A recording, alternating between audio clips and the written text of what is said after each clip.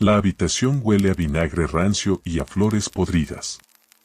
Es un olor dulce, empalagoso, que se pega a las cortinas de terciopelo pesado y se mete en la garganta. Afuera, el viento de marzo golpea las ventanas del palacio de Richmond, pero aquí adentro, el aire está estancado. Es el aire de una tumba sellada antes de tiempo. Estamos en el año 1603. La era isabelina agoniza, no en un campo de batalla glorioso, sino en esta silla de madera rígida, frente a un espejo de plata pulida que no perdona. La figura sentada frente al cristal ya no parece humana. Es un ídolo pagano derrumbándose. Isabel Tudor, la mujer que derrotó a la Armada Invencible, la que desafió al Papa y a los reyes de la cristiandad, está temblando. Sus manos, cubiertas de anillos que le quedan grandes, sostienen un pequeño frasco de cristal. Dentro hay una pasta espesa, blanca y letal. El ceruche de Venecia. Una mezcla de plomo blanco y vinagre. Su secreto. Su armadura. Su veneno. La reina se inclina hacia el espejo. La luz de las velas parpadea y revela la verdad brutal que el mundo tiene prohibido ver. No hay cabello rojizo. Solo mechones grises y ralos sobre un cráneo pálido. No hay piel de porcelana.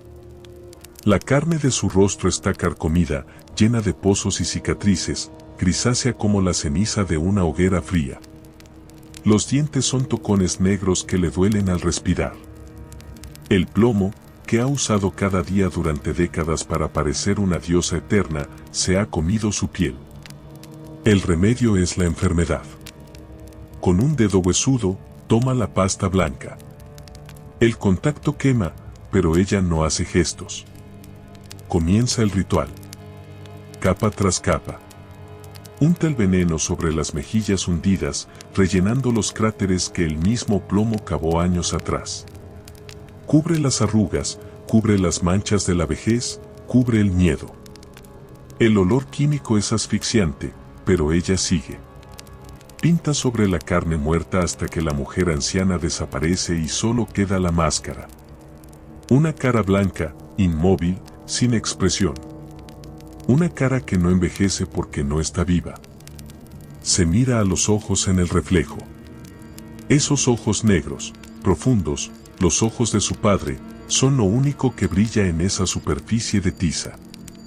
Dicen que está loca porque lleva días parada, sin querer ir a la cama, clavada en el suelo con el dedo en la boca.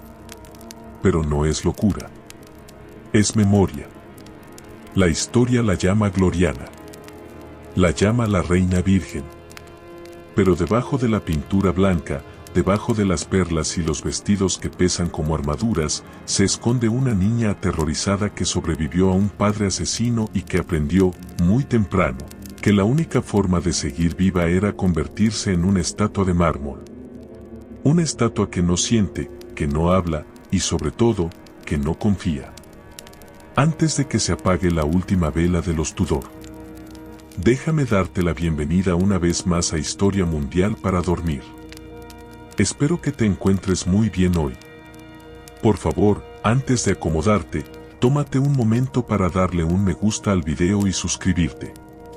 Tu apoyo es muy importante para que sigamos creciendo y ofreciéndote las mejores historias. Y cuéntame en los comentarios desde donde nos estás escuchando y qué otras dinastías te gustaría que visitemos. Ahora sí, continuemos. Para entender por qué una anciana prefiere envenenarse la piel antes que mostrar su rostro, tenemos que viajar hacia atrás. Mucho antes del plomo y las pelucas.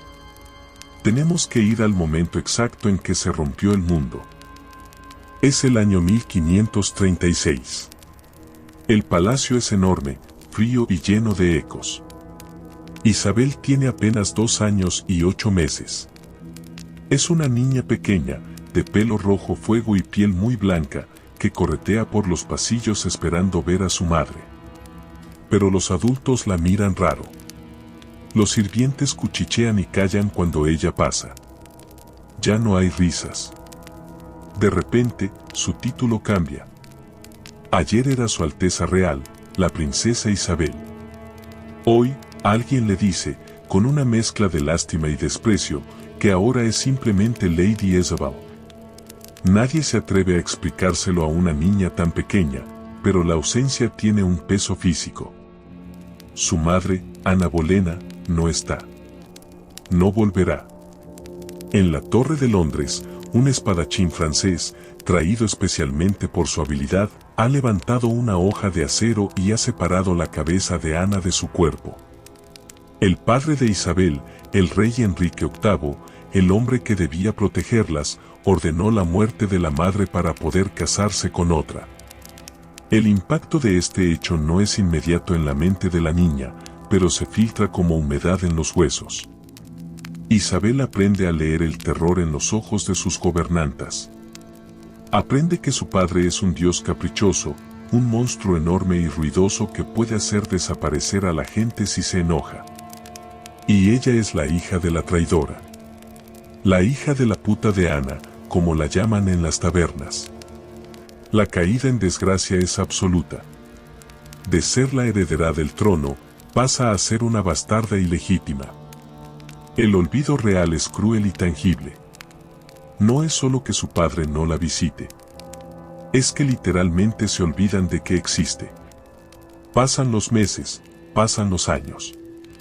Isabel crece, pero su ropa no. Imagina la escena. Una niña real, hija del hombre más poderoso de Inglaterra, tiritando de frío en un palacio de provincias casi vacío. Las mangas de sus vestidos le quedan cortas, apretándole las muñecas. Las telas están raídas. Su gobernanta, Lady Bryan, tiene que escribir cartas desesperadas al ministro del rey rogando por ropa nueva. La niña no tiene camisas, ni pañuelos, ni cofias, escribe. Es una mendiga en un castillo de oro. En esos pasillos helados, Isabel aprende su primera gran lección política. Aprende que el amor es volátil y que la sangre no garantiza nada. Aprende a ser pequeña. Aprende a no hacer ruido. Si nadie la ve, nadie recordará que es la hija de Ana Bolena. Si nadie la ve, tal vez el rey no decida cortarle la cabeza a ella también. La invisibilidad se convierte en su refugio. Se vuelve una observadora silenciosa, una niña de ojos grandes y boca cerrada que estudia los movimientos de la corte como un animal estudia a sus depredadores. Ve llegar a una madrastra tras otra. Ve cómo Juana Seymour muere. Ve cómo Ana de Cleves es repudiada. Ve cómo Carolina York, una prima joven y risueña que le regalaba joyas, también es arrastrada a la torre para perder la cabeza. El mensaje es claro. Ser reina es una sentencia de muerte. Ser mujer cerca de Enrique VIII es caminar sobre vidrio molido. Pero el verdadero terror, el que moldearía su alma para siempre, llegaría años después de la muerte de su padre. Cuando el monstruo muere, el reino queda en el caos. Su hermano menor, Eduardo, reina brevemente y muere joven, escupiendo sangre y pulmones. Y entonces, el trono cae en manos de su hermana mayor, María, la hija de Catalina de Aragón. Una mujer amargada, fanática católica, que ha sufrido décadas de humillación y que ahora tiene el poder absoluto. La llaman María la Sanguinaria por una razón. Las hogueras comienzan a arder en Smithfield, quemando a protestantes vivos. El olor a carne quemada se vuelve parte del aire de Londres. Isabel es protestante. Y peor aún, es joven, es popular y es la alternativa. Para María, Isabel no es su hermana. Es la amenaza. Es el símbolo del pecado de su padre. Es el Domingo de Ramos del año 1554. El cielo de Londres es de un gris plomizo, llorando una lluvia fina y helada que cala hasta los huesos. Una barcaza negra navega por el río Támesis. A bordo va Isabel, ahora una joven de 20 años. Está pálida, enferma, tosiendo. Sabe exactamente a dónde la llevan. El bote no se dirige a un palacio. Se dirige hacia la estructura de piedra más temida de Inglaterra, la Torre de Londres. Pero no van al muelle principal. El bote gira y se mete por debajo de un arco de piedra oscuro, donde el agua golpea con violencia contra los escalones cubiertos de limo verde. Es la puerta de los traidores. Isabel se niega a bajar. Sabe lo que significa ese lugar. Por esa misma escalera, mojada por la misma marea, subió su madre, Ana Bolena, hace 18 años para no volver a salir jamás. Isabel se sienta en la piedra mojada, bajo la lluvia, y dice que no es una traidora. Pero los soldados no escuchan. Tienen órdenes. La obligan a entrar. El sonido de la reja cayendo detrás de ella es un sonido definitivo. Metal contra piedra. El mundo de los vivos queda afuera. Adentro solo hay humedad, sombras y el peso de la historia. La encierran en el Palacio Real de la Torre, irónicamente cerca de los apartamentos que su padre había reformado para su madre antes de ejecutarla. Isabel está sola. No tiene amigos, no tiene consejeros, no tiene ejército. Solo tiene su mente. Y el miedo. Un miedo que no es pánico, sino una presión constante en la nuca. Cada mañana, al amanecer, Isabel se despierta con el corazón golpeándole las costillas. Escucha pasos en el pasillo de piedra. Botas pesadas. El sonido de llaves. ¿Es hoy? ¿Vienen a buscarme para llevarme al cadalso? Se levanta y corre a la ventana, mirando el patio interior. Ve a los cuervos picoteando en el césped. Ve el lugar exacto, el cuadrado de hierba donde la hierba crece más verde, donde la sangre de su madre regó la tierra. El terror psicológico es un veneno lento. María la deja vivir, pero la mantiene al borde del abismo. Interrogan a sus sirvientes. Ejecutan a sus supuestos conspiradores. Tomás Wyatt se revela en su nombre y termina descuartizado. Isabel tiene que caminar por la cuerda floja, usando las palabras como escudos. Escribe cartas a su hermana, cartas llenas de florituras y sumisión, jurando lealtad, mientras por dentro calcula cada sílaba. Una palabra equivocada, un gesto de orgullo, y su cabeza rodará. En esa celda de lujo, Isabel perfecciona el arte de la máscara.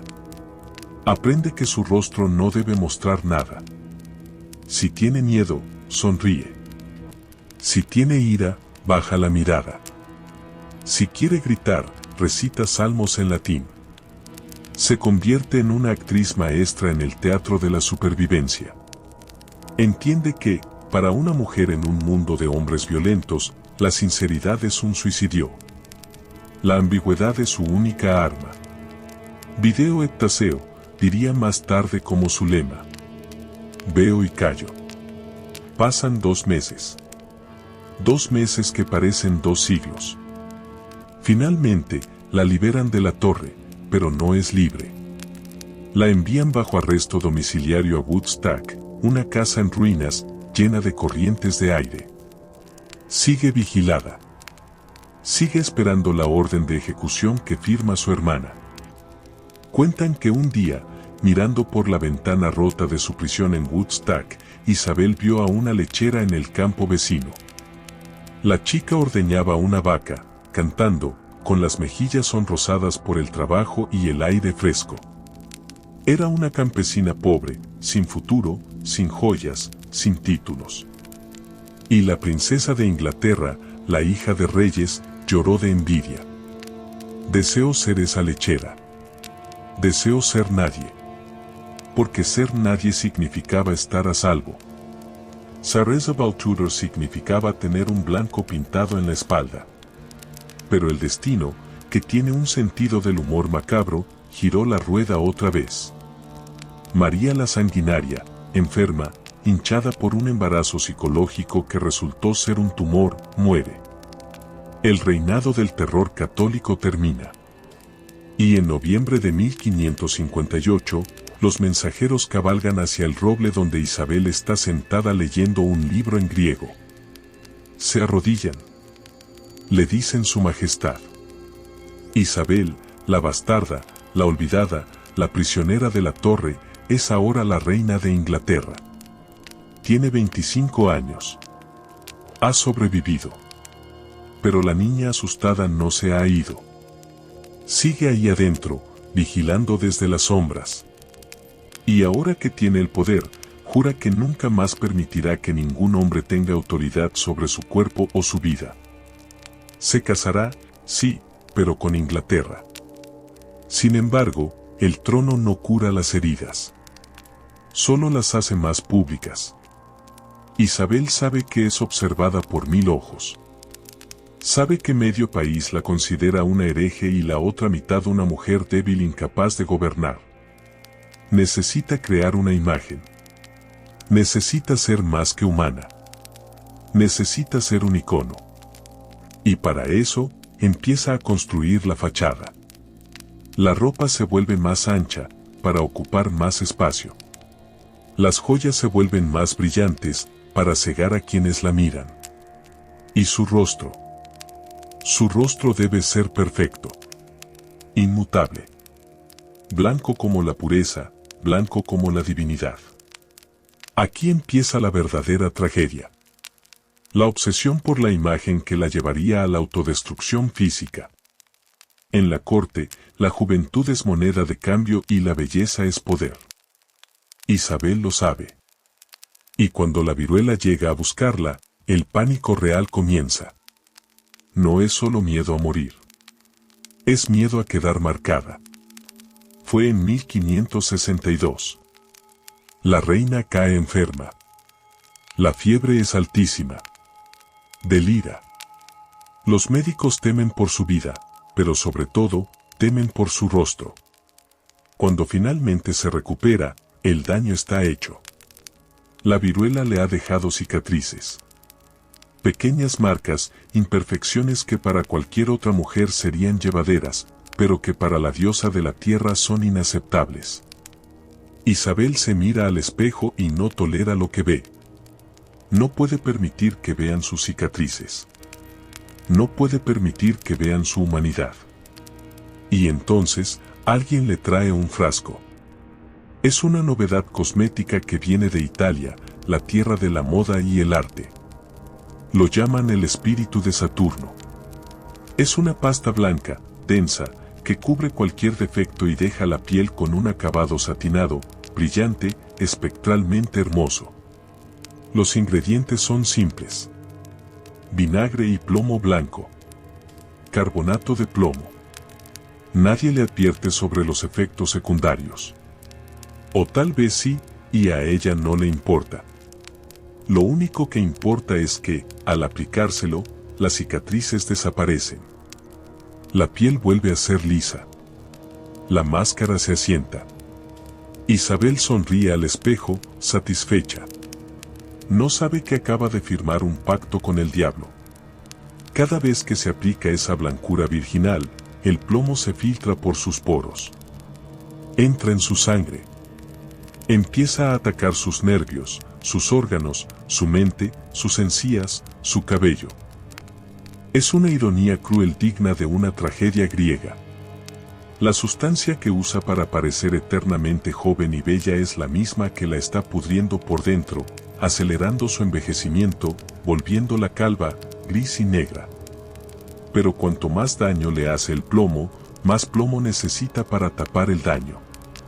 Es un círculo vicioso de vanidad y muerte. Con los años, la capa de maquillaje se vuelve más gruesa. Ya no es una pulgada de pintura, es casi una costra. Los embajadores extranjeros escriben cartas cifradas a sus reyes describiendo a la reina de Inglaterra.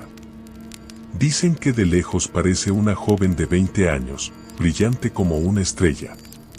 Pero que de cerca parece un ídolo antiguo que se está resquebrajando. Dicen que si la miras mucho tiempo, puedes ver el miedo en sus ojos. El miedo a que la máscara se caiga y todos vean a la bastarda asustada que hay debajo. El plomo no solo ataca el cuerpo, ataca la mente. La paranoia de Isabel crece con los años. Ve traidores en cada esquina, igual que su padre. Pero a diferencia de Enrique, ella no mata por capricho. Mata por supervivencia. Y en este juego de sombras, aparece la figura que marcaría su reinado y su corazón negro. Robert Dudley. Pero esa es una historia de amor, veneno y escaleras rotas que merece su propia oscuridad. Porque si Isabel era la reina de la máscara blanca, Roberto era el príncipe de las sombras. Y juntos, bailarían una danza macabra que haría temblar los cimientos de Inglaterra. Pero para entender la oscuridad que rodeaba a Robert Dudley y la razón por la que Isabel nunca se entregó a él por completo, tenemos que volver a abrir una puerta que la reina intentó cerrar con 7 llaves. Una puerta que chirría en su memoria, ubicada no en la Torre de Londres, sino en una casa señorial, cálida y doméstica, años antes de su coronación. Porque la escuela del terror de Isabel no tuvo solo rejas y verdugos. Tuvo también sábanas de seda, risas inapropiadas y una mano que tocaba donde no debía. Hablemos de Thomas Seymour. Cuando el padre de Isabel, el terrible Enrique, muere, la niña queda a cargo de la última esposa del rey, Catalina Parr. Catalina es una mujer buena, maternal, que intenta darle a Isabel el hogar que nunca tuvo. Se la lleva a vivir con ella a la mansión de Chelsea. Por primera vez, Isabel siente que tiene una familia. Hay calor de hogar, hay libros, hay seguridad. O eso cree ella. Pero Catalina se vuelve a casar rápidamente.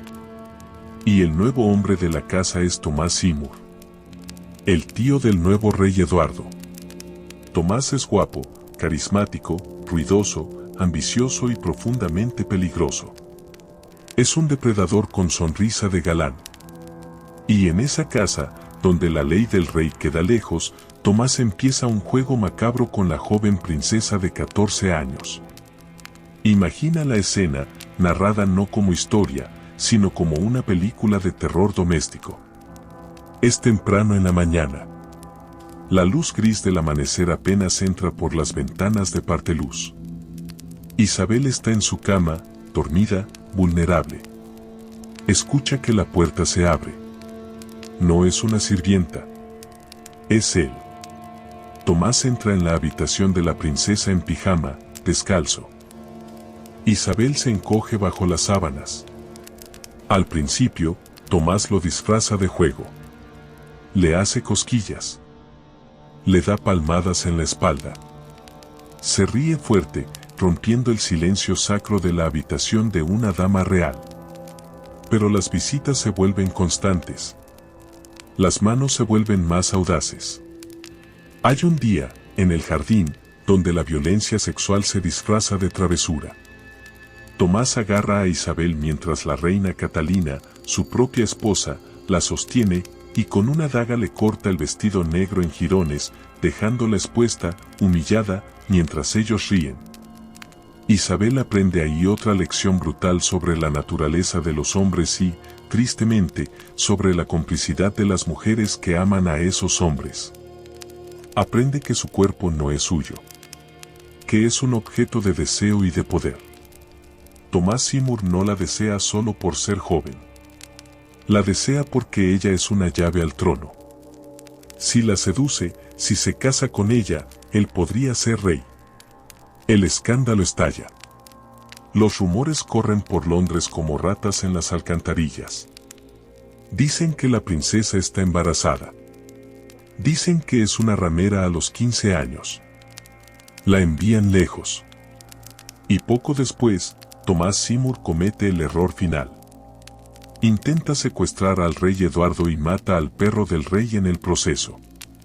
Es arrestado por alta traición. Y aquí, en este punto preciso, nace la verdadera Isabel política. La interrogan. Envían a un hombre astuto, Sir Robert Sherwood, para romperla. Quieren que confiese que ella conspiró con Tomás. Quieren que admita que eran amantes. Si confiesa, su vida termina. La torre la espera. Pero la niña de 15 años se sienta frente a sus inquisidores y hace algo extraordinario. No llora. No grita. No suplica. Se convierte en hielo. Responde con frases circulares. Niega todo con una lógica aplastante. Los marea con sus palabras. No sé nada, señor, repite, con la cara en blanco. Tyrwhitt, frustrado, escribe en sus cartas. Tiene un ingenio demasiado agudo para ser una mujer. Al final, Tomás Seymour es decapitado en la colina de la torre. Cuando Isabel escucha la noticia, dicen que miró al vacío y soltó una frase seca, sin lágrimas. Hoy murió un hombre de mucho ingenio y poco juicio. El corazón de la niña se cerró ese día como un puño apretado. Decidió que nunca, jamás, dejaría que un hombre tuviera el poder de destruirla. El amor era una trampa mortal. El matrimonio era una jaula. Ser la reina virgen no fue una vocación religiosa. Fue una estrategia de supervivencia militar. Ahora, volvamos al momento de la viruela, porque pasamos muy rápido por el infierno que significó esa fiebre y es vital para entender la máscara de plomo. Es octubre de 1562. Isabel lleva solo 4 años en el trono. La corte está en el palacio de Hampton Court. La reina se siente mal. Empieza con un dolor de cabeza punzante, como si le clavaran clavos detrás de los ojos. Luego viene el dolor de espalda, intenso, paralizante. Y finalmente, la fiebre. No es una fiebre normal. Es un incendio en la sangre. La reina delira. Grita nombres de personas muertas. Su piel arde al tacto. Los médicos de la corte, hombres con túnicas negras y máscaras de pico, se miran aterrorizados. ¿Saben lo que es? El aliento de la reina huele dulce y podrido. Es la viruela. La asesina de reyes. En el siglo XVI, la viruela no solo mataba, borraba la identidad. Si sobrevivías, tu cara quedaba convertida en un mapa de cráteres, ciega, deforme. Para una mujer común era una tragedia. Para una reina cuyo poder se basaba en la imagen divina, era el fin del mundo. Durante 7 días, Isabel está en coma. El consejo privado ya está discutiendo quién será el sucesor. Se prueban las ropas de luto. En la habitación real, envuelta en paños rojos, porque creían que el color rojo atraía la fiebre hacia afuera, yace una figura pequeña y sudorosa que lucha por cada respiración. Roberto Dudley, el hombre que amaba, se queda junto a su cama, velando su sueño, dándole agua con un paño. Es en este momento de cercanía con la muerte donde se forja el vínculo indestructible entre ellos. Él la ve sin corona, sin maquillaje, llena de pústulas, oliendo a enfermedad, y no se va. Cuando Isabel abre los ojos, la fiebre ha bajado, pero el horror comienza. Pide un espejo. Nadie quiere dárselo. Cuando finalmente lo consigue, el grito que da resuena en los pasillos de Hampton Court. La viruela le ha perdonado la vida, pero se ha cobrado el precio en su belleza. Su piel, antes famosa por su blancura natural, ahora tiene marcas rojas, profundas. Ha perdido cabello. Se ve vieja. Se ve mortal. El trauma de verse desfigurada es lo que empuja a Isabel hacia la alquimia cosmética. No es vanidad superficial. Es pánico político. Si la ven débil, la atacarán. España, Francia, Roma. Todos esperan ver la señal de su decadencia. Ella decide que no les dará el gusto. Llama a sus damas. Traedme el ceruche, ordena. Y así comienza la construcción del ícono. La aplicación del maquillaje isabelino era un proceso tortuoso que duraba horas. No era una simple base. Primero, se lavaba la cara con agua de rosas o, a veces, con mercurio para limpiar las manchas, lo cual ya empezaba a intoxicarla. Luego venía el plomo blanco mezclado con vinagre. Se aplicaba en capas gruesas sobre el rostro, el cuello y el escote. Una vez seco, formaba una cáscara rígida. Isabel no podía gesticular demasiado fuerte o la máscara se agrietaría. Tenía que mantener el rostro impávido. Para los labios, usaba cinabrio, un mineral rojo brillante. Sulfuro de mercurio. Sí, leíste bien. Mercurio en la boca. Cada vez que se pasaba la lengua por los labios, ingería pequeñas cantidades de metal pesado. Cada vez que comía, tragaba veneno.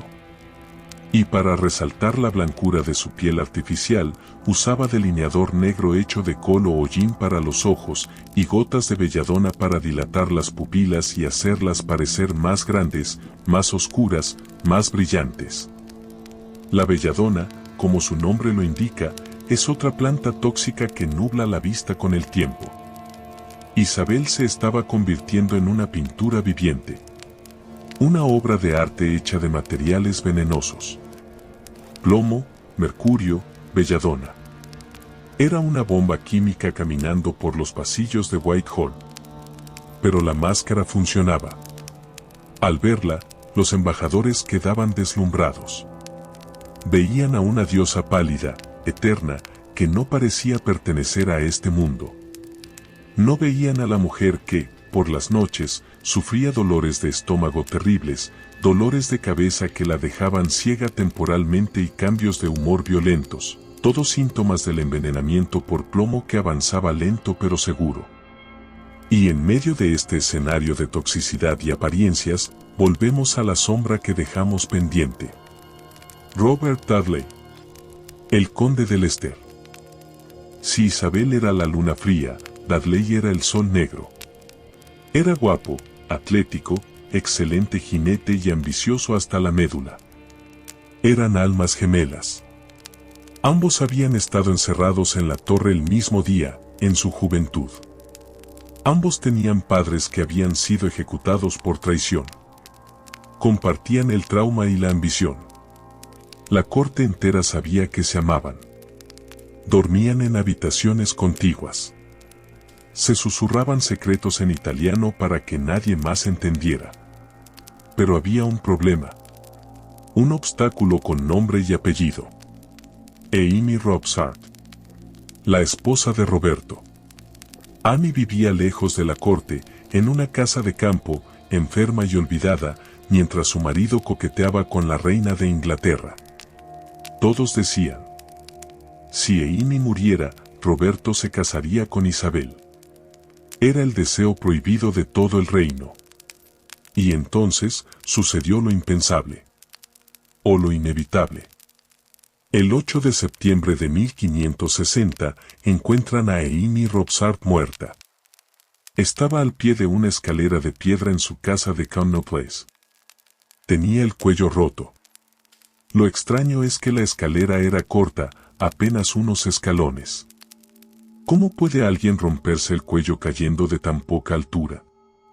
Más sospechoso aún. Ese día, Amy había dado el día libre a todos sus sirvientes. Los había obligado a ir a una feria en el pueblo cercano. Estaba completamente sola en la casa enorme y vacía. ¿Fue un accidente? ¿Fue un suicidio porque sabía que su marido no la amaba? ¿O fue un asesinato? La noticia explota en la corte como una bomba de pólvora. Dudley ha matado a su mujer para hacerle sitio a la reina, gritan los enemigos de Roberto. El escándalo es tal que mancha a la propia Isabel. La llaman cómplice. Dicen que ella sabía. Isabel, la maestra de la supervivencia, se da cuenta de que ha caminado demasiado cerca del borde. Si se casa con Roberto ahora, todos dirán que son una pareja de asesinos. El fantasma de Amy Robsart se interpone entre ellos para siempre, más poderoso muerta que viva. Isabel se aleja. Pone hielo sobre el fuego. Le otorga títulos a Roberto, lo mantiene cerca, lo hace su maestro de caballos, pero le niega su mano. Y aquí vemos la tragedia íntima de la reina de la máscara. Para salvar su corona, para salvar su vida, tiene que renunciar a la única persona que la hacía sentir humana. Tiene que elegir el poder sobre el amor. Otra vez. Y así, mientras los años pasan y la soledad aumenta, la capa de plomo en su cara se hace más necesaria. Ya no es solo para ocultar la viruela. Es para ocultar la amargura. Es para ocultar la decepción de una mujer que lo tiene todo, menos lo que importa. Isabel empieza a llenar el vacío con ropa. Su guardarropa se vuelve legendario. 3000 vestidos. Telas bordadas con ojos y oídos, simbolizando que ella lo ve todo y lo escucha todo. Zapatos con suelas de oro. Guantes perfumados con ámbar gris. Se cubre de capas y capas de riqueza para que nadie pueda ver dónde termina la reina y dónde empieza la mujer. Las fiestas en la corte se vuelven frenéticas, casi histéricas. Bailes hasta el amanecer. Música constante para tapar el silencio.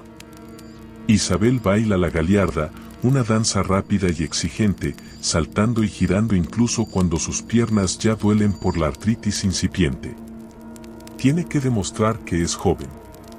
Tiene que demostrar que es inmortal. Mírenme, parece gritar con cada salto. Sigo aquí. No soy un cadáver pintado. Pero por las noches, cuando la música cesa y las velas se apagan, el dolor vuelve. El sabor metálico en la boca. La fatiga crónica.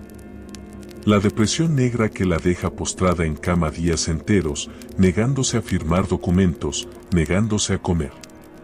Sus damas de compañía, leales y aterradas, ven cómo la reina se desgasta. Ven cómo se le caen los dientes uno a uno, podridos por el azúcar que come compulsivamente para calmar la ansiedad y por el mercurio de sus labios. Para disimular los huecos en su boca, Isabel empieza a rellenar sus mejillas con trapos finos cuando sale en público, para que su cara no parezca hundida. Es una construcción, un efecto especial. La gran Isabel es, al final del día, un esqueleto sosteniendo un vestido demasiado pesado. Estamos terminando este primer viaje a la oscuridad isabelina. Hemos visto a la niña huérfana, a la adolescente abusada, a la prisionera política y a la reina desfigurada que decide envenenarse para seguir reinando. Pero esto es solo el comienzo de la caída. En el próximo bloque, cruzaremos la frontera hacia la locura total. Veremos cómo la paranoia se convierte en sangre. Entraremos en la mente de su prima, María Estuardo, la reina de Escocia, la otra cara de la moneda, la reina que era todo lo que Isabel no podía ser. Fértil, pasional y católica. Y veremos cómo Isabel, la mujer que odiaba cortar cabezas porque le recordaba a su madre, termina firmando la sentencia de muerte de su propia sangre. El plomo está haciendo su trabajo. La mente de la reina se está fracturando. Y en esa grieta, los monstruos reales y los imaginarios empiezan a entrar. Quédate ahí. La noche en los palacios Tudor es larga, y las sombras recién empiezan a moverse.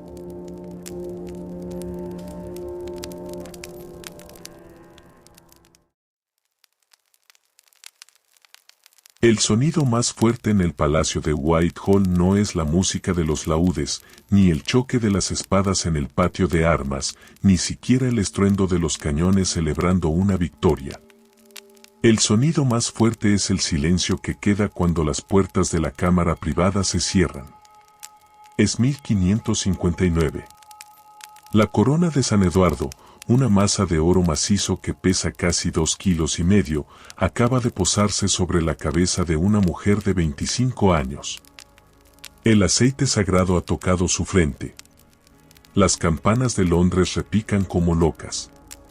Pero Isabel, sentada en ese trono antiguo, rodeada de hombres viejos con barbas grises que la miran con escepticismo, sabe la verdad. El trono no es un asiento de gloria. Es una isla desierta en medio de un mar de tiburones. La coronación ha sido un espectáculo magnífico, una obra de teatro diseñada al milímetro. Ella ha sonrío, ha saludado, ha prometido. Pero ahora empieza la realidad. Y la realidad es que Inglaterra es un reino de hombres, gobernado por leyes de hombres, donde una mujer sola es una anomalía, un error de la naturaleza. El Consejo Privado, liderado por Guillermo Cecil, su fiel espíritu, tiene una sola obsesión. No les importa la economía, no les importa la religión, no les importa la guerra. Lo único que les importa es una palabra que repiten hasta el hartazgo en cada reunión. Matrimonio. Vuestra Majestad debe casarse, le dicen. Una mujer no puede sostener la espada del Estado sin una mano masculina que la guíe. Necesitamos un heredero, señora, o la guerra civil nos devorará cuando usted muera. Le presentan catálogos de príncipes como si fueran caballos de raza. Felipe II de España, el viudo de su hermana, un fanático religioso que huele a incienso y muerte. El archiduque Carlos de Austria. El duque de Alençon, un francés con la cara marcada por la viruela y nariz deforme a quien ella llama burlonamente mi rana. Todos quieren la corona. Todos quieren domar a la yegua salvaje de los Tudor. Pero Isabel tiene una memoria de elefante y un trauma que es más fuerte que cualquier deber de Estado. Cuando le hablan de matrimonio, ella no ve bodas de blanco ni banquetes. Ella ve sangre. Cierra los ojos y recuerda. Recuerda a su madre, Ana Bolena, decapitada porque su esposo se cansó de ella. Recuerda a su prima Carolina York, arrastrada gritando por el pasillo de Hampton Court, pidiendo piedad a un marido que la mandó al verdugo. Recuerda a su hermana María, consumida y humillada por un esposo español que la despreciaba. Para Isabel, la ecuación es matemática y aterradora. Matrimonio es igual a muerte. Si se casa con un extranjero, Inglaterra será una provincia esclava. Si se casa con un inglés, creará envidias y facciones que destrozarán la corte. Y lo peor de todo. Si se casa, dejará de ser la reina para convertirse en la esposa del rey. Perderá el control. Y para alguien que vivió toda su infancia a merced de los caprichos de otros, ceder el control es peor que morir. Entonces, Isabel diseña la estrategia más brillante y audaz de la historia política. Decide convertir su defecto en su mayor virtud. Si no puede ser esposa, será una diosa. Nace el mito de la reina virgen. No nos confundamos. Esto no tiene nada que ver con la castidad religiosa ni con la pureza moral. Isabel no es una monja. Es una mujer de sangre caliente, vanidosa, que adora la atención masculina. Pero usa su virginidad como un escudo diplomático. Se ofrece a todos, pero no se entrega a ninguno. Mantiene a los reyes de Europa en un estado de cortejo perpetuo, haciéndoles creer que tienen oportunidad, jugando con ellos, ganando tiempo para que Inglaterra se fortalezca. Me casaré con Inglaterra, dice en el Parlamento, mostrando su anillo de coronación. Y mis hijos serán todos los ciudadanos de este reino. Es una frase perfecta para la galería. Pero por dentro, la mujer tiembla. Porque la soledad elegida sigue siendo soledad. Y en las noches frías de Londres, el matrimonio con Inglaterra no ofrece calor humano.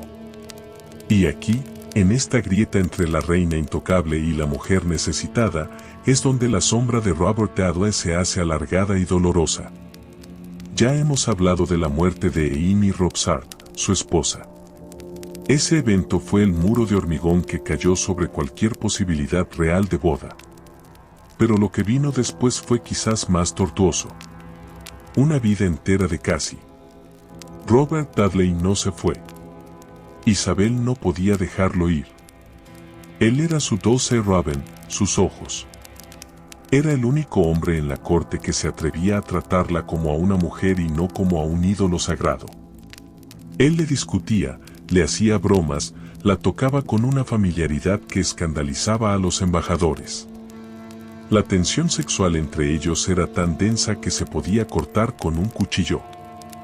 En las fiestas, bailaban juntos la volta, un baile escandaloso para la época donde el hombre tomaba a la mujer por la cintura y la levantaba en el aire, mostrando los tobillos.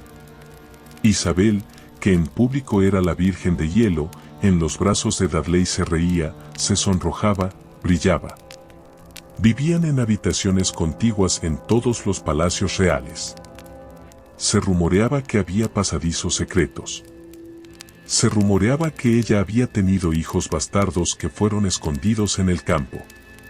Probablemente no fuera cierto, pero el rumor alimentaba la leyenda negra. Imagina la tortura psicológica para ambos. Estar tan cerca, tocarse, amarse, pero saber que hay una línea invisible trazada con la sangre de Amy Robsart que no pueden cruzar. Si Isabel se casa con él, pierde el trono. Los nobles se levantarían. No serviremos al asesino de su mujer, decían los duques más antiguos. Así que Isabel lo convirtió en su mascota de lujo. Le dio el castillo de Kenilworth. Le dio el título de conde de Leicester. Lo llenó de riquezas. Pero también fue cruel. Cuando Roberto, cansado de esperar, intentó casarse con otra mujer años después, Isabel estalló en una furia celosa, desterrando a la nueva esposa de la corte, gritando y llorando como una niña a la que le han robado su juguete favorito. Nunca habrá otro hombre, le había prometido ella. Y cumplió. Pero a un costo altísimo. El trono se convirtió en una jaula de oro donde Isabel envejecía sola, rodeada de aduladores que esperaban su muerte, mientras el único hombre que la amaba tenía que mantenerse a una distancia respetuosa, haciendo una reverencia en lugar de darle un beso. Pero si Robert Dudley era el espejo del amor imposible, había otro espejo en la vida de Isabel. Un espejo oscuro, roto y peligroso que le devolvía una imagen invertida de sí misma. Al norte, más allá de la bruma y los muros de Adriano, reinaba otra mujer. María Estuardo. La reina de Escocia. María era todo lo que Isabel no era. Y eso a Isabel le aterraba y le fascinaba a partes iguales. María era más joven. Era considerada una de las mujeres más bellas de Europa. Era alta, carismática y, lo más importante, era fértil. María se casaba, tenía hijos, vivía pasiones arrebatadas. Mientras Isabel calculaba cada paso como una jugadora de ajedrez paranoica, María vivía como la heroína de una novela romántica trágica. Se casaba con hombres inadecuados, se veía envuelta en conspiraciones de asesinato de sus esposos, huía a caballo en la noche vestida de hombre. Eran primas. Ambas llevaban la sangre de los Tudor. Pero mientras Isabel era la hija de la puta Ana Bolena y una protestante hereje a los ojos de media Europa, María era católica, legítima y nieta de la hermana de Enrique VIII. Para los católicos, Isabel era una usurpadora y María era la verdadera reina de Inglaterra. Nunca se vieron las caras. Jamás. Y, sin embargo, mantuvieron una relación epistolar intensa, tóxica y obsesiva durante décadas. Se llamaban hermana en sus cartas, se enviaban regalos, pero afilaban los cuchillos en la oscuridad. Eran las dos únicas mujeres en el mundo que podían entender lo que significaba llevar una corona y al mismo tiempo eran enemigas mortales por diseño. El destino de María fue trágico. Su reino en Escocia implosionó por sus malas decisiones amorosas y políticas. Los nobles escoceses se rebelaron. María tuvo que huir. Y cometió el error fatal de buscar refugio en el único lugar donde no debía. Inglaterra. Llegó a las costas inglesas en un barco pesquero, esperando que su hermana Isabel la ayudara a recuperar su trono. Pero Isabel no vio a una hermana en desgracia. Vio a una amenaza nuclear caminando por su jardín. Si Isabel la ayudaba a recuperar Escocia, se ganaba enemigos protestantes. Si la dejaba libre en Inglaterra, María se convertiría en el centro de todas las conspiraciones católicas para asesinar a Isabel. Si la mataba, estaría matando a una reina ungida por Dios, sentando un precedente terrible. Que las reinas pueden ser ejecutadas. Así que Isabel eligió la opción cobarde. El limbo. Encerró a María. No en una mazmorra, sino en una sucesión de castillos fríos y húmedos en el norte de Inglaterra. Tutbury, Sheffield, Fotheringay. Durante 19 años. 19 años de jaula de terciopelo. Pero el trono solitario no estaba vacío. Estaba rodeado de sombras. Para entender cómo Isabel logró sobrevivir 45 años sin un marido que la protegiera y con media Europa queriendo verla muerta, tenemos que hablar de la oscuridad que la sostenía. Tenemos que hablar del hombre que se convirtió en su sombra, su perro guardián y su verdugo silencioso. Francis Walsingham. Si Robert Dudley era el corazón de la reina, Walsingham era su cerebro paranoico. Era un hombre puritano, que vestía siempre de negro riguroso, un maestro de espías que no sonreía jamás. Él entendió algo que Isabel, en su idealismo inicial, se negaba a ver. Una reina no sobrevive por ser amada. Sobrevive por saber quién quiere matarla antes de que desenfunden la daga. Bajo el reinado de Isabel, Inglaterra se convirtió en el primer estado de vigilancia moderno. Walsingham creó una red invisible que cubría todo el continente. Tenía espías en los puertos de Francia, en las cortes de Italia, en los mercados de los Países Bajos e incluso dentro del Vaticano. Nada se movía en Europa sin que la reina virgen lo supiera. Imagina la atmósfera en la corte de Whitehall. Mientras la música sonaba y los nobles bailaban vestidos de sedas brillantes, en una habitación pequeña y oscura, iluminada solo por velas de sebo, un grupo de hombres trabajaba frenéticamente descifrando códigos. Walsingham contrató a matemáticos, lingüistas y falsificadores expertos. Interceptaban cartas de embajadores, rompían los sellos de cera sin dejar marca, copiaban el contenido, volvían a sellarlas y las enviaban a su destino sin que nadie sospechara. Isabel leía estos informes por la noche. Leía sobre sacerdotes católicos que se infiltraban en el país disfrazados de jardineros o comerciantes para predicar la rebelión. Leía sobre nobles que le sonreían de día pero que escribían al Papa de noche pidiendo su excomunión. La paranoia se convirtió en su compañera de cama más fiel. Aprendió a mirar a su alrededor y preguntarse: ¿quién de ustedes es el traidor hoy? Esta vigilancia constante transformó la corte en un teatro de máscaras. Nadie podía ser sincero. Un comentario casual sobre la salud de la reina podía ser interpretado como traición. ¿Por qué pregunta si está enferma? ¿Desea su muerte? El silencio se volvió la mejor política. Y en el centro de ese silencio, Isabel brillaba, intocable, pero profundamente sola. Y esa soledad no era solo política. Era física. Hablemos de la intimidad de una reina, o mejor dicho, de la falta absoluta de ella. El mito de la reina virgen nos hace pensar en una mujer aislada en una torre de marfil. Pero la realidad era mucho más claustrofóbica. Isabel nunca estaba sola. Jamás. Desde el momento en que abría los ojos hasta que se dormía, estaba rodeada de mujeres. Las damas de la cámara privada. Ellas la vestían, la bañaban, le llevaban la comida, e incluso dormían a los pies de su cama. Imagina no tener ni un segundo de privacidad en 50 años.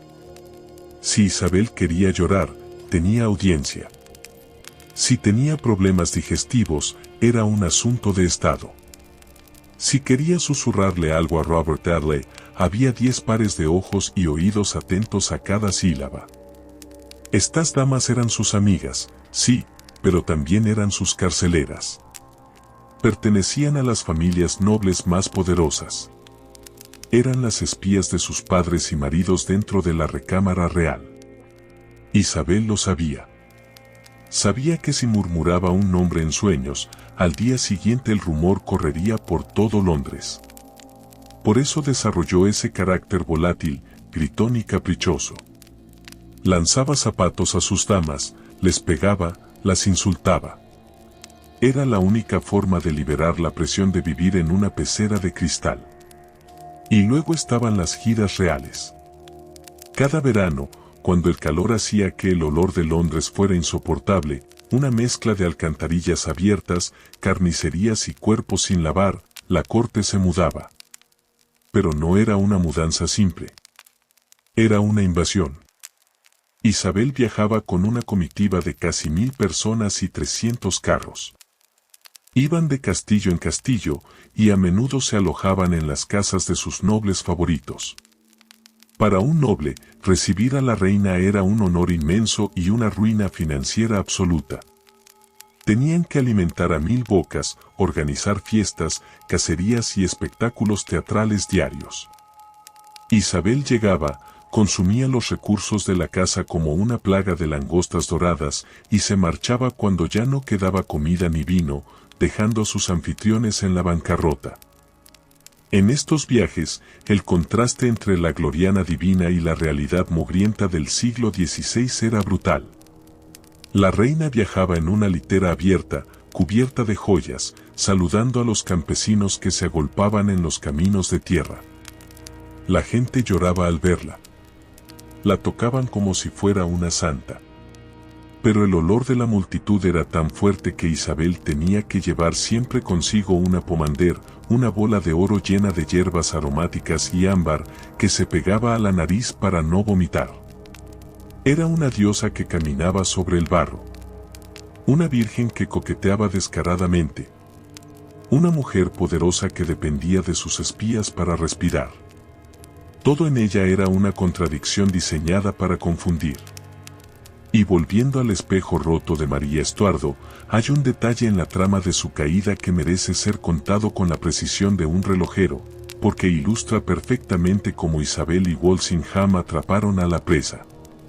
María llevaba casi 2 décadas encerrada. Estaba desesperada. Walsingham sabía que la desesperación lleva al error. Así que decidió ponerle una trampa. Ideó un sistema de comunicación secreto para que María creyera que era seguro conspirar. El método era digno de una novela. Un cervecero local de la zona de Charley, donde María estaba prisionera, fue sobornado. Las cartas de los conspiradores católicos se escondían dentro de un tapón falso de corcho en los barriles de cerveza que entraban al castillo. María leía los mensajes, escribía sus respuestas cifradas y las volvía a meter en el tapón del barril vacío. Lo que María no sabía era que el cervecero trabajaba para Walsingham. Cada barril iba directo a la oficina del maestro de espías. Allí, un hombre llamado Tomás Felipes, un genio de la criptografía que podía leer códigos en 6 idiomas, descifraba los mensajes, los copiaba y los volvía a enviar. Durante meses, Isabel leyó en silencio cómo su prima planeaba su asesinato. Leyó cómo María daba su bendición a un joven noble llamado Antonio Babington para que liberara a Inglaterra de la usurpadora. Imagina la escena. Isabel, sentada junto al fuego en Whitehall, con la carta descifrada en la mano. La letra de Felipes traduciendo las palabras de María. Que se haga la gran obra, decía la carta. La gran obra era su muerte. Isabel miraba el papel y veía la firma de su propia sangre autorizando su ejecución. Ese fue el momento en que el corazón de Isabel se endureció definitivamente. No fue una decisión política fría. Fue una traición personal. Ella me quiere muerta, susurró. Mi propia sangre.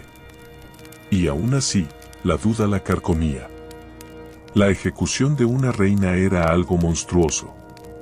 Isabel pasaba los días caminando por los jardines, murmurando para sí misma en latín. Out fair, golpea o se golpeada. Soportar el golpe o darlo. Esa era la única elección que le quedaba. La presión era insoportable.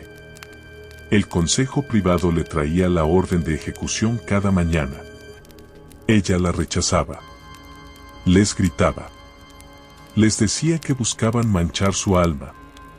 Hasta que un día, con la mirada perdida y la mano temblorosa, firmó. Dicen que bromeó de forma macabra al entregar el papel a su secretario, William Davison. Le dijo: ten cuidado de no contarle esto a Walsingham, o el pobre hombre morirá de alegría. Era humor negro para tapar el pánico. Porque Isabel sabía que, en el momento en que el hacha cayera sobre el cuello de María, la guerra con España sería inevitable. Felipe II ya no tendría excusas para no invadir. Matar a María era invocar al Apocalipsis. Y el Apocalipsis, en forma de 130 barcos gigantescos, ya estaba izando velas en Lisboa. Es la mañana del 8 de febrero de 1587. El gran salón del castillo está cubierto de telas negras. Hay una hoguera encendida en la chimenea, pero el aire es gélido. 300 espectadores se amontonan para ver caer a una reina. María Estuardo entra. Tiene 44 años, pero parece una anciana. Camina con dificultad por el reumatismo, pero mantiene la cabeza alta. Viste de negro solemne. Sube al cadalso construido en el centro del salón. Los verdugos le piden perdón. Ella sonríe y dice: os perdono de todo corazón, pues espero que ahora pongáis fin a todas mis angustias. Y entonces, ocurre el golpe de efecto teatral final. María se quita el vestido negro. Debajo, lleva un corpiño y unas enaguas de color rojo carmesí brillante. El color de la sangre. El color del martirio católico. En su momento final, María se proclama una mártir de la fe, lanzando un último desafío visual a la protestante Isabel. Se arrodilla. Pone la cabeza en el tajo. Reza en latín. In manus tuas, Domine. En tus manos, Señor, encomiendo mi espíritu. El verdugo levanta el hacha. Y aquí la historia se vuelve carnicería. El primer golpe es un error atroz. El hacha no acierta en el cuello. Golpea la parte posterior de la cabeza. María no muere. Gime de dolor, un sonido horrible, ahogado. Dulce Jesús, murmura. El verdugo, aterrorizado, golpea de nuevo. El segundo golpe tampoco separa la cabeza, pero corta la garganta. La sangre sale a borbotones, manchando el vestido rojo, el suelo de madera, las botas de los testigos. Hace falta un tercer golpe, brutal, de sierra, para terminar el trabajo de separar el hueso y el tendón. El verdugo levanta la cabeza por el pelo para mostrarla a la multitud y gritar: Dios salve a la reina. Pero la cabeza cae al suelo y rueda como una pelota macabra. El verdugo se queda solo con una peluca pelirroja en la mano. La cabeza real de María tiene el pelo corto y gris, trasquilado. La ilusión de belleza se rompe en la muerte. Y como si el horror no fuera suficiente, cuando van a levantar el cuerpo decapitado, notan que las faldas se mueven. Un pequeño perro, un terrier de escalle que había estado escondido bajo el vestido de su ama todo el tiempo, sale empapado en sangre, gimiendo, negándose a abandonar el cadáver. Cuando la noticia llega a Londres, las campanas suenan. Se encienden hogueras de celebración. La amenaza ha muerto. Pero en el palacio, Isabel se encierra en su habitación. Llora histéricamente. No duerme. Dice que ve la sangre en sus manos. Dice que escucha el golpe del hacha. Ha ganado. Su rival está muerta. El trono está seguro. Pero el precio ha sido su alma. Isabel sabe que ha cruzado una línea de la que no se vuelve. Ha matado a un rey ungido. Ha abierto la puerta al regicidio. Y en el silencio de su habitación, mientras se aplica otra capa de plomo blanco para ocultar las ojeras del insomnio y la culpa, Isabel se da cuenta de que la soledad ahora es absoluta. Ya no tiene hermana. Ya no tiene espejo. Solo queda ella, rodeada de fantasmas, esperando su propio final. Pero antes de que la oscuridad la trague por completo, Isabel tendrá un último momento de gloria. Un momento donde el sol brillará sobre su armadura y el mundo entero temblará ante la reina de Inglaterra. La armada invencible viene en camino. Y con ella, el apocalipsis. Antes de cerrar este bloque, tómate un segundo para respirar. La historia pesa, ¿verdad? Si sientes el frío de Fotheringay, dale al botón de suscribirse. Es la única forma de que los fantasmas no te sigan al salir del video. A continuación, veremos el final.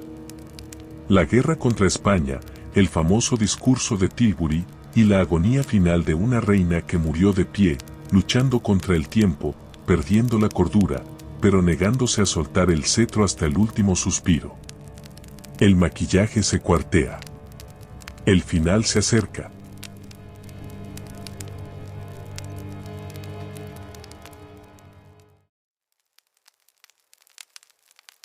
La fiesta ha terminado. Las luces de la Edad de Oro parpadean y se extinguen una a una, ahogadas por una niebla espesa que sube del río Támesis. Ya no hay armada invencible en el horizonte, ni exploradores trayendo tesoros del Nuevo Mundo, ni poetas escribiendo sonetos en las tabernas de Londres. Solo queda el invierno. Un invierno largo, gris y perpetuo que se ha instalado dentro de los huesos de la reina. Estamos de vuelta en el palacio de Richmond. El calendario marca el año 1603, pero el tiempo dentro de las habitaciones reales parece haberse detenido, estancado en un ciclo de repetición y decadencia. Han pasado 45 años desde aquella coronación gloriosa. 45 años de sostener el peso del mundo con una mano y una máscara de plomo con la otra. Y el precio de esa carga ahora se cobra con intereses usureros, pagaderos con la propia carne. Para entender el final, tenemos que atrevernos a mirar lo que Isabel prohibió ver. Tenemos que mirar debajo de la peluca y detrás del abanico. La vejez de Isabel I no es una caída suave hacia el descanso. Es una demolición lenta, violenta y dolorosa. Hablemos de la toxicidad. No como una metáfora, sino como una realidad clínica. Durante décadas, Isabel ha desayunado, almorzado y cenado veneno. El ceruche de Venecia, esa pasta blanca de plomo, ha penetrado la barrera de su piel día tras día. El plomo es un metal pesado que no sale del cuerpo. Se acumula. Se esconde en los huesos, en los dientes, en el cerebro. Los síntomas del saturnismo, el envenenamiento por plomo, son dignos de una película de terror corporal. Primero fue el dolor abdominal, el famoso cólico de los pintores, que la doblaba en dos de dolor después de las comidas. Luego vino la fatiga, una pesadez en las extremidades como si llevara armadura debajo de la piel. Pero lo peor fue lo que le hizo a su boca. El plomo, combinado con su adicción al azúcar, devastó su dentadura. Isabel amaba los dulces. Comía frutas confitadas, mazapán y jengibre cristalizado compulsivamente para calmar la ansiedad política. La combinación de azúcar y encías envenenadas por mercurio hizo que sus dientes se volvieran negros. Completamente negros. Y luego, empezaron a caerse. Los embajadores extranjeros, esos espías con trajes de seda que siempre la han vigilado, escriben a sus cortes con una mezcla de horror y fascinación morbosa. El embajador francés reporta en una carta cifrada. Es difícil entenderla cuando habla rápido, pues le faltan tantas piezas dentales que si sea como una serpiente vieja.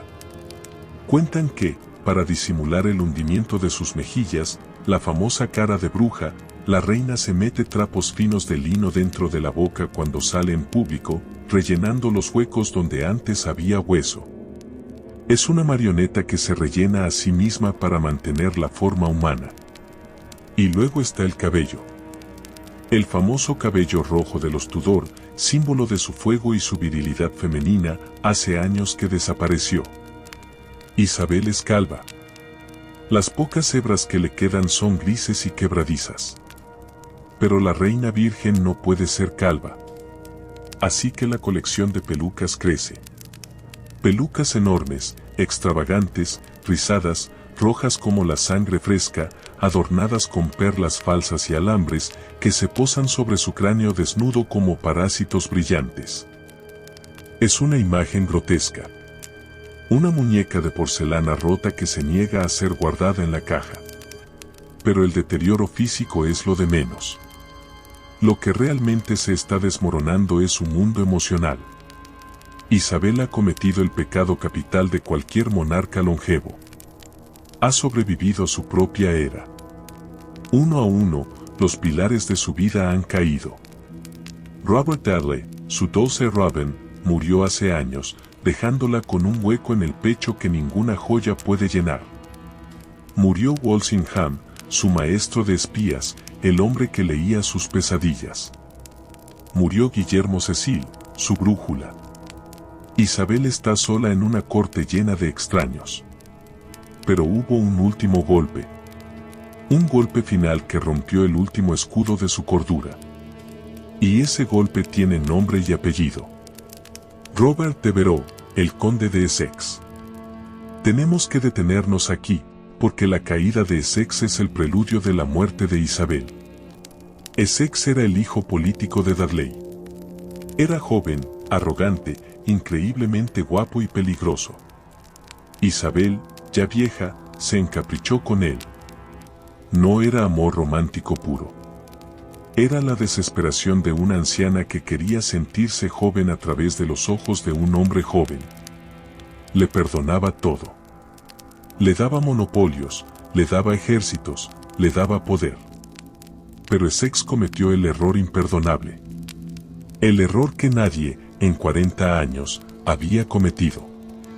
Fue una mañana de 1599. Essex había regresado de una campaña militar en Irlanda, desobedeciendo órdenes directas. Estaba furioso, sucio de barro, desesperado por justificarse. Corrió por los pasillos del palacio de Nonsuch. Empujó a los guardias. Abrió las puertas de la cámara privada de la reina sin anunciarse. Y la vio. Vio lo que nadie debía ver. Vio a Isabel recién levantada. Sin la peluca. Sin el maquillaje. Vio a una anciana calva, con la cara gris llena de cicatrices, con los vestidos abiertos mostrando un cuerpo marchito, rodeada de sus damas que gritaron de horror al ver la intrusión. En ese segundo, el hechizo se rompió. Essex ya no vio a la reina Gloriana. Vio a una vieja decrépita. Y Isabel vio en los ojos de él la repulsión. La mirada de asco. Ese momento fue una muerte en vida para Isabel. La máscara había caído. Su vulnerabilidad había sido expuesta. Essex salió de la habitación, pero el daño estaba hecho. Meses después, ese mismo joven lideraría una rebelión armada por las calles de Londres, gritando que la reina estaba vieja y loca, que el gobierno debía cambiar. Isabel tuvo que firmar otra sentencia de muerte. La de su último favorito. Cuando la cabeza de Robert Devereux cayó en el patio de la torre, algo dentro de Isabel se apagó para siempre. Ya no quería jugar. Ya no quería luchar. Se sentó en la oscuridad y dejó que el plomo terminara su trabajo. Pero la historia de Robert Devereux, el conde de Essex, tiene un epílogo aún más cruel, una leyenda que circuló por los pasillos oscuros de Londres durante siglos y que, sea cierta o no, define perfectamente el tormento final de la reina. La llaman la tragedia del anillo. Cuentan que años antes, en un momento de pasión y confianza, Isabel le había regalado a Essex un anillo de oro. Le hizo una promesa solemne. No importa qué crimen cometas, no importa cuán enojada esté yo contigo. Si me envías este anillo, te perdonaré la vida. Era su salvoconducto, su seguro contra la ira de los Tudor. Cuando Essex estaba encerrado en la torre, esperando la ejecución, dicen que intentó jugar esa última carta. Le dio el anillo a un joven mensajero para que se lo llevara a la reina. Pero el destino es un guionista sádico. El anillo cayó en manos de la condesa de Nottingham, una mujer que odiaba a Essex. La condesa se guardó el anillo. Se lo quedó.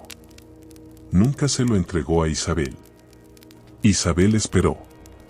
Pasó noches enteras mirando por la ventana, esperando ver llegar el anillo. Esperando que su amado Roberto pidiera perdón. Pero el anillo nunca llegó. Es demasiado orgulloso, pensó ella. Prefiere morir a humillarse ante mí. Y, herida en su orgullo, dejó que el hacha cayera. Lo terrible ocurrió 2 años después, justo ahora, en 1603. La condesa de Nottingham, en su lecho de muerte, confesó. Mandó llamar a la reina y le entregó el anillo robado, pidiendo perdón. Dicen que Isabel, al ver la joya en la palma de su mano, al entender que Roberto sí había pedido ayuda y que ella lo había matado por un error, perdió la razón. Se cuenta que agarró a la moribunda por los hombros y la sacudió gritando. Dios podrá perdonarte, pero yo nunca.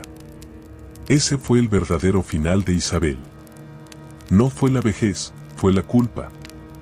A partir de ese día, dejó de comer. Sin embargo, antes de caer en el silencio, Isabel tuvo que ponerse la máscara una última vez. Tenía que despedirse de su pueblo. Fue el famoso discurso dorado. Imagina el esfuerzo titánico.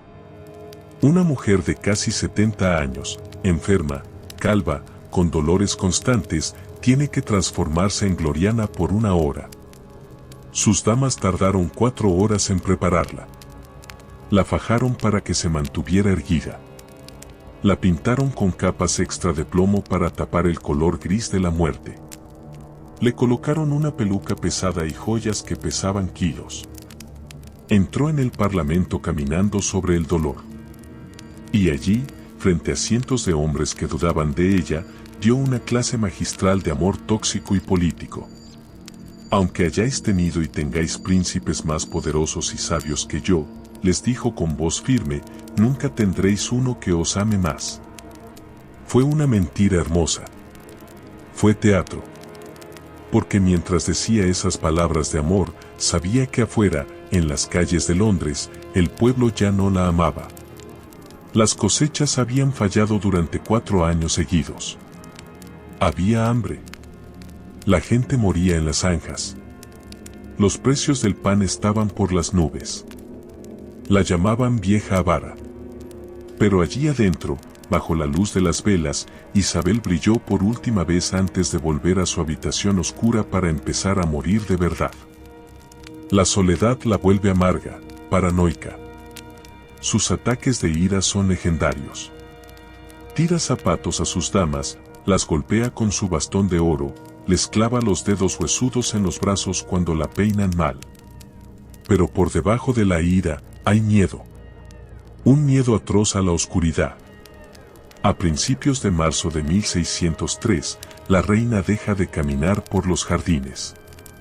Se retira a sus aposentos privados en Richmond. Manda traer cojines. Muchos cojines.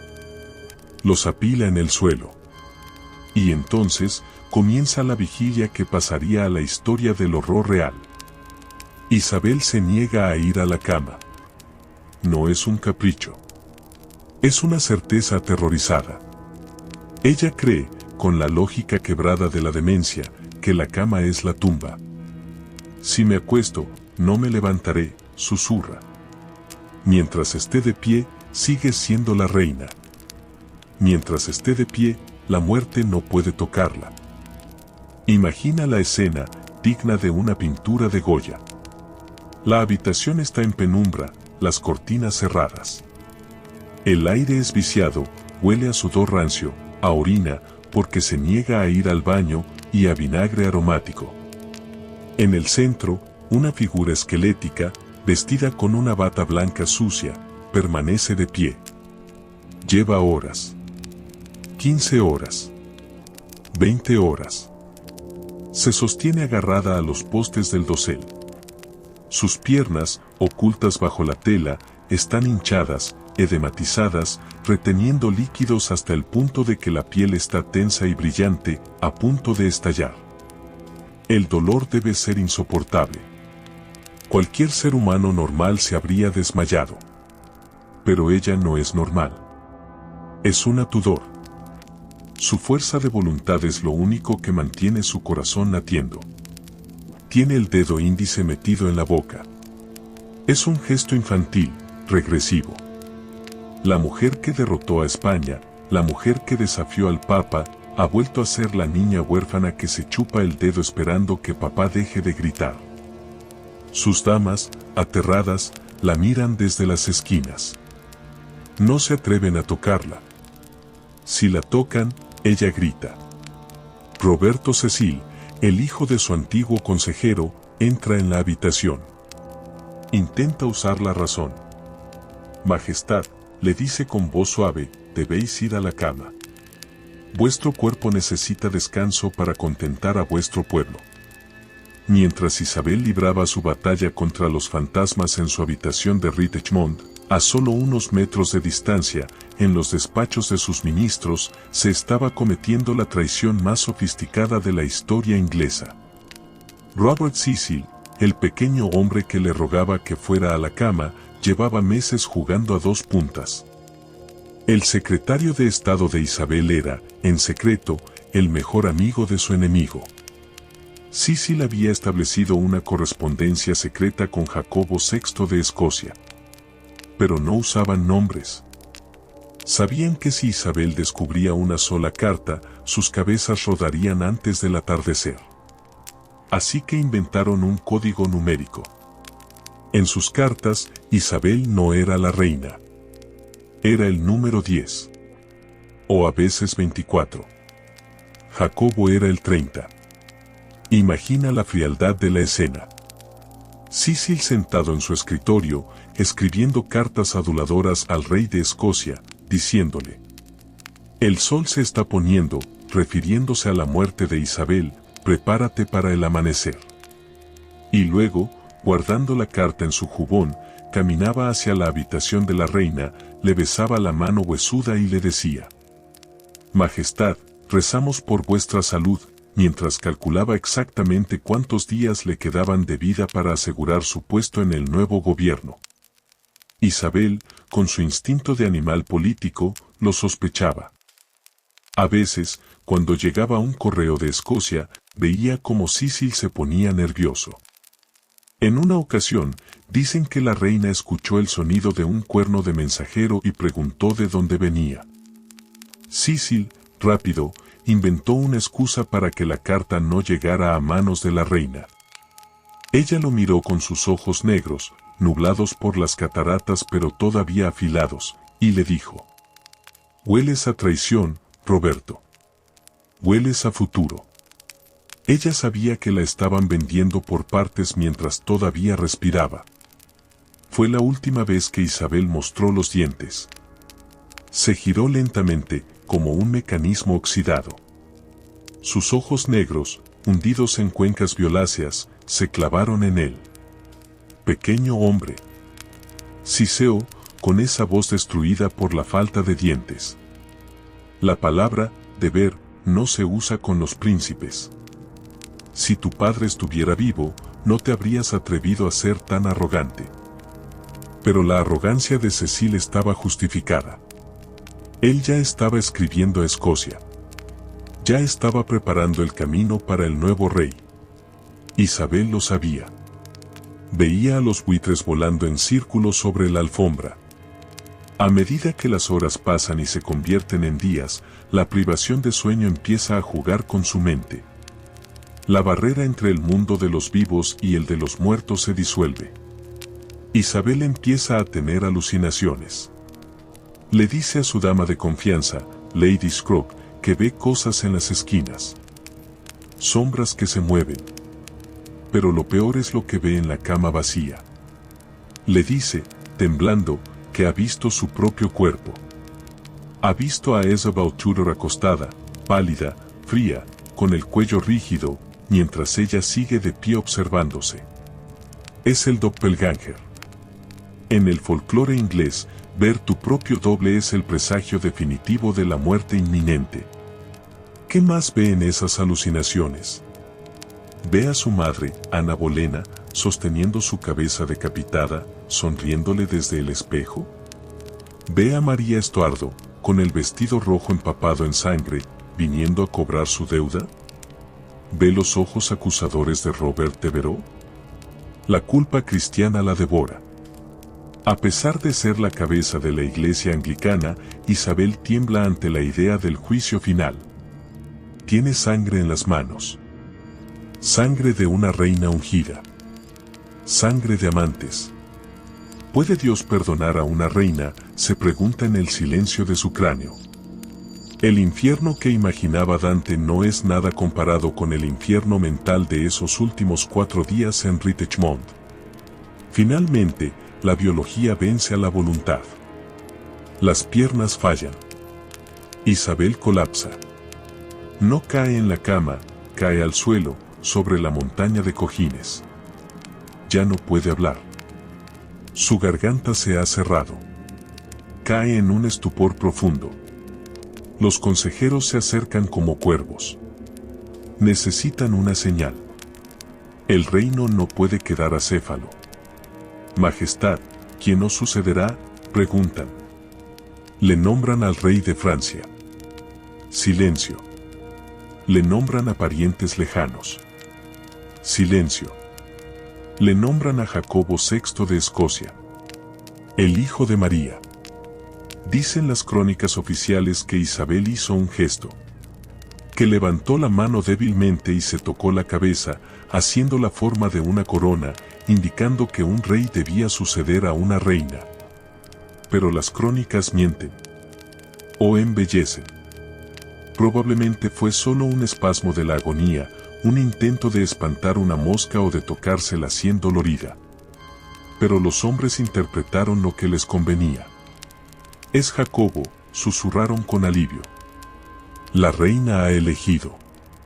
La ironía es perfecta, casi cruel. Isabel dedicó su vida a destruir a María Estuardo. La encarceló, la humilló, la decapitó. Pero no pudo vencerla. Porque al final, es la sangre de María la que heredará su trono. El vientre seco de la reina virgen es el fin de su linaje. El vientre fértil de la reina pecadora ha ganado la guerra genética. Es la madrugada del 24 de marzo. Afuera, el río corre oscuro. Adentro, la respiración de Isabel se vuelve un estertor áspero. Y luego, se detiene. No hay truenos. No hay terremotos. Simplemente, la máscara de plomo se queda inmóvil para siempre. Inmediatamente, el palacio explota en acción. Pero no es duelo. Es oportunismo. Roberto Cari, un cortesano joven y ambicioso, ha estado esperando en la ventana, mirando el reloj. En el segundo en que confirman la muerte, deja caer un anillo de zafiro por la ventana a su hermano que espera abajo entre los arbustos. Es la señal convenida. Montan a caballo y galopan hacia el norte, hacia Escocia, reventando las monturas, cabalgando día y noche sin dormir, para ser los primeros en arrodillarse ante Jacobo y decirle: la vieja ha muerto. Tú eres el rey. Mientras tanto, en la habitación de la muerte, el cuerpo de Isabel se enfría. Y aquí comienza el último acto de horror, uno que los libros de historia para niños suelen omitir. Las damas tienen que preparar el cadáver. Y se encuentran con un problema macabro con el anillo de la coronación. Ese anillo de oro que Isabel se puso hace 45 años, jurando que estaba casada con Inglaterra, nunca salió de su dedo. La carne ha crecido alrededor del metal. El dedo está hinchado, deforme por la artritis y la retención de líquidos. El anillo está incrustado en el hueso. Para quitárselo, no pueden simplemente deslizarlo. Tienen que traer herramientas. Tienen que limar el oro con cuidado, cortando sobre la piel muerta. Es una cirugía post-mortem brutal. Es el símbolo final. El poder se había fusionado con su cuerpo hasta tal punto que separarlos requirió violencia. Pero volvamos al cuerpo. Porque lo que sucedió después de su muerte merece ser contado con el detalle clínico de un informe forense. El caos que se desató en el palacio no fue solo político. Fue biológico. Isabel había dejado una orden expresa, casi paranoica. No toquéis mi cuerpo. Tenía terror a ser embalsamada. En esa época, el embalsamamiento era un proceso brutal que implicaba abrir el torso, sacar el corazón y las vísceras y rellenar la cavidad con especias y sales. Isabel quería irse a la tumba entera. Quería mantener su integridad física hasta el final. Pero esa vanidad final fue su error más grotesco. El cuerpo fue trasladado al palacio de Whitehall por el río, en una barcaza negra, bajo la lluvia, mientras los poetas leían elegías tristes. La depositaron en la capilla real. Y allí la dejaron, custodiada por 6 damas nobles que hacían turnos de vigilancia nocturna. El problema es que el cuerpo humano es una bomba de tiempo si no se trata. Y el cuerpo de Isabel estaba lleno de toxinas, medicamentos, fluidos retenidos y podredumbre interna. La dejaron dentro de un ataúd de madera forrado de plomo, sellado herméticamente. Pasaron los días. 1 semana. 2 semanas. Los preparativos para el funeral eran lentos porque el nuevo rey, Jacobo, tardaba en bajar desde Escocia. Y dentro de esa caja sellada, la química de la muerte empezó a trabajar. Los gases de la descomposición se acumularon. La presión subió. Lady Southwell, una de las damas que vigilaba el féretro, dejó un testimonio escrito que parece sacado de una novela gótica. Cuenta que estaba rezando a altas horas de la madrugada, en silencio total, cuando de repente escucharon un sonido violento. Un crack seco y fuerte, como si se hubiera roto una viga del techo. Las damas gritaron. Al acercarse al catafalco, vieron lo impensable. El ataúd de madera se había rajado por la mitad. La presión interna había hecho explotar el ataúd. Y del interior empezaron a salir fluidos y un olor tan nauseabundo, tan pestilente, que las damas tuvieron que salir corriendo de la capilla vomitando. Tuvieron que llamar a los cirujanos de urgencia. Tuvieron que romper la promesa hecha a la reina. No hubo opción.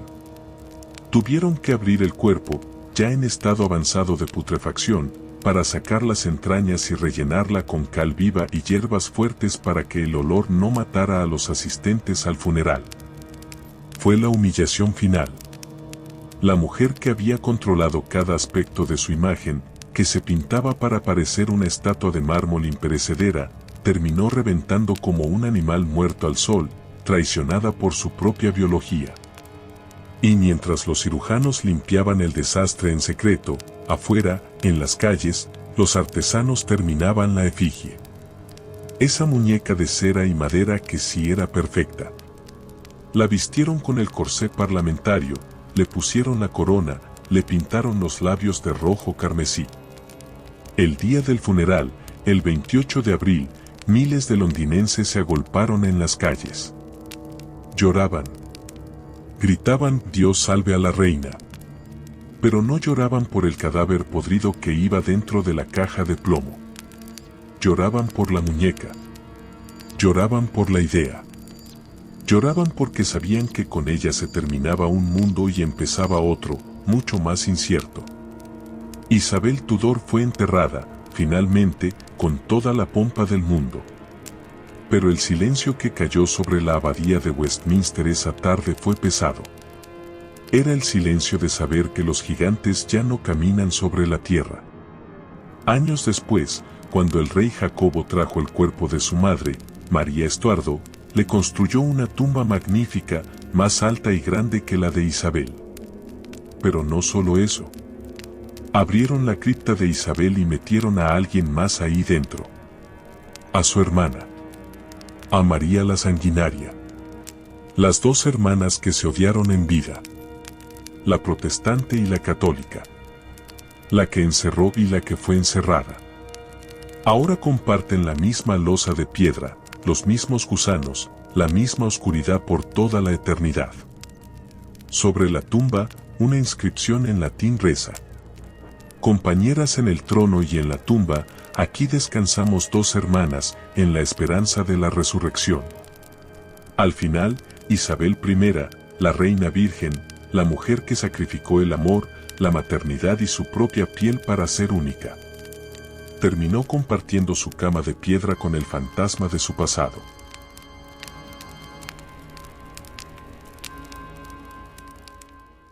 Y así, cerramos la puerta de la cripta de los Tudor. El eco de los pasos se aleja por los pasillos de mármol de la abadía. Todo el ruido, toda la furia, los miles de vestidos bordados con perlas, las flotas de barcos quemándose, las cabezas rodando en la paja. Todo se ha convertido en polvo y silencio. Es curioso, ¿verdad? Pasamos la vida construyendo máscaras para que el mundo nos ame o nos tema. Nos pintamos la cara, nos ponemos armaduras, construimos murallas. Pero al final, el tiempo siempre nos encuentra. El tiempo disuelve el plomo, oxida el hierro y borra los nombres de las piedras. Isabel luchó contra el reloj con cada gramo de su fuerza, pero ahora descansa. Y tal vez, solo tal vez, en esa oscuridad sin espejos, finalmente encontró la paz que el trono nunca le dio. Ya no tiene que ser una diosa. Ya puede ser simplemente nadie. Tú también puedes soltar tu armadura ahora. El día ha terminado. Las batallas de hoy ya son historia antigua. Nadie te juzga en la oscuridad de tu habitación. Si esta historia te ha acompañado en la vigilia, recuerda suscribirte para que la próxima vez viajemos juntos a otro rincón olvidado del tiempo. Suelta el aire. Deja que el peso caiga. Estás a salvo. Esto fue Historia Mundial para Dormir. Hasta la próxima. Buenas noches.